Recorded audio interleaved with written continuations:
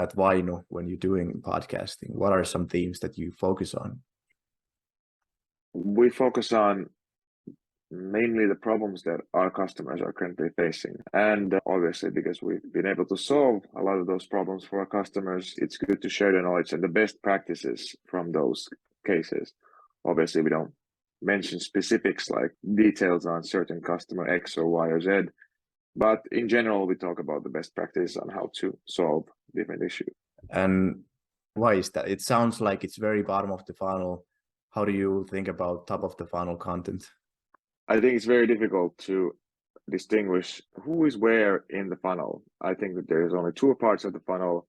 Demand creation is something that Chris Walker would probably call it. And then you capture the person who is interested in buying on your website. So I feel that we're basically just creating demand with our content and then capturing it on our website to have a very simplified approach on these things. It's really difficult to determine, like, you have like 1,000 companies in your ICP and you have the 7 people who want to be part of the conversation when they make a decision about buying your product. So that's like tens of thousands of people. So how do you know in which stage are they? And they might be bottom of funnel today, but they might not understand what they truly want. Then they go back to the top of the funnel. People aren't like robots.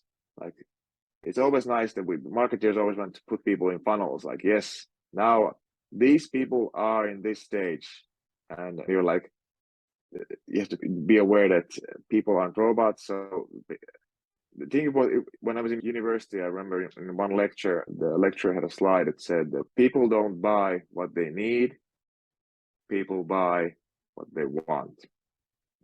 So especially when we talk about maybe selling to a more enterprise audience, I guess if you're selling at the low ACV SaaS products, maybe you can bracket people easier. I don't know. But at least when we talk about the enterprise software, it's pretty clear that the buyers have the power. They make the research. And of course, your job is to influence that decision and communicate that, hey, you could do things in a different way. Strategies do you have in place to capture demand from your website?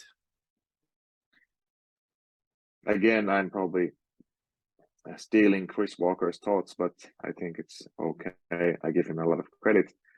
So the website has, I think, 2 main goals. One is to convert the high intent keywords from Google. So when the potential customers have some sort of demand created, or they might be looking for alternatives or price, but we're talking about high intent keywords like buying versus our competitor under pricing, or let's say sales intelligence software comparison. And then the other thing is that we want the website to be as easy to convert as possible.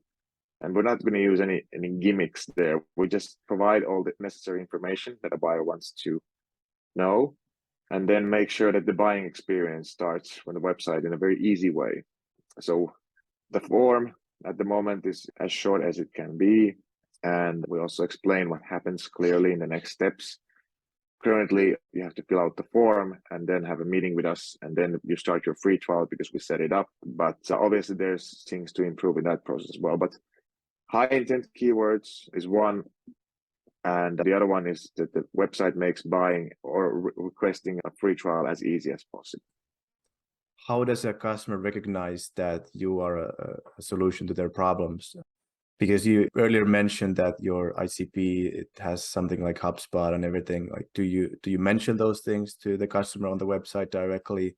Do you say that this is what we qualify based on, and these are some of the customers that we may not want? So indicating or signaling to a customer that we have something for you, or clearly stating that we don't have anything for you. So maybe we're not the best fit for you. Well, in the content, we would like to emphasize the 5 main things that Vainu helps with. And obviously, we've also been talking about the things we don't help with. For example, contact data. We don't offer contact data because we don't want, salespeople to do massive spam. Of course, GDPR privacy concerns, we operate currently mainly in Europe, so it's a bit tricky. So, for example, that's one example how we try to set the expectations for the potential customers.